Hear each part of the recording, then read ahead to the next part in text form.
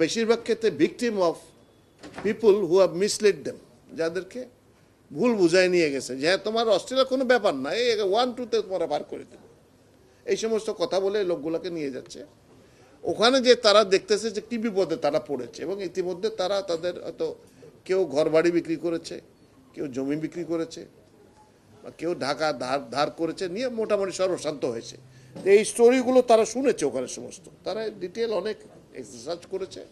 And we mutually agreed that এই লোকগুলোকে আমরা যখন জানবো যে আমাদের দেশের লোক, তখন তাদেরকে আমরা অ্যাকসেপ্ট করব।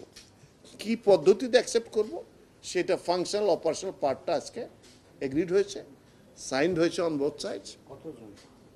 কতজন না, এটা একটা প্রসেস, চট করে বলতে পারবো না কতজন। তারা হয়তো একটা নাম পাঠাচ্ছে যে 4 জন আসছে, এটা অনগোয়িং চলতে থাকবে।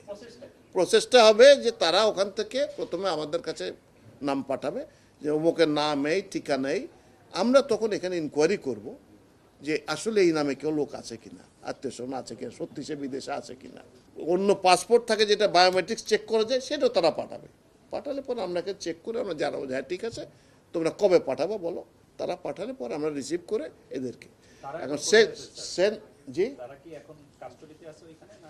তারা ওখানে বিভিন্ন জায়গায় ডিটেনশন সেন্টারে আছে।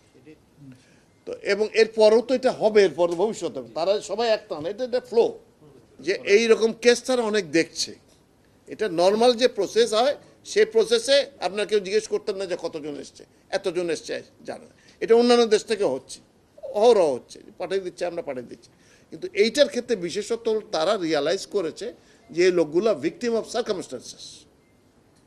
তো সেইটাতে মূল এমফেসিসটা ছিল এই যে কতজন আসছে সেটা ইম্পর্টেন্ট না, ইম্পর্টেন্ট হলো যে এই লোকগুলোকে কিভাবে আমরা সমাজে রিহ্যাবিলিট করতে পারি, বা ইন আদার ওয়ার্ডস কীভাবে কম্পেনসেট করতে পারি ফর দেয়ার লস। এইটাতে তারা সাপোর্ট দেওয়ার জন্য একটা অঙ্গীকার করেছে। তো সেইটা আমরা মিউচুয়ালি এগ্রি করেছি যে কীভাবে করব। এছাড়া অন্যান্য কোঅপারেশন ছিল।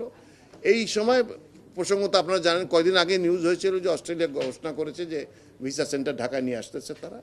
এটা আমরা বলেছিলাম এইটার আলোচনা এক পর্যায়ে যে দেখো তোমরা তোমাদের সমস্যাগুলো নিয়ে আসো, আর আমাদের সমস্যাগুলো তো দেখো না, আমাদের লোকের ভিসার জন্য যেতে হলে বাইরে যাইতে হয়, সেখানে যে ট্রিটমেন্ট বেশিরভাগ ক্ষেত্রে লোকের সুবিধাজনক হয় না। তো তারা সেটা they have taken into account, এবং তারা ভিসা সেন্টার এখানে ঘোষণা করছে।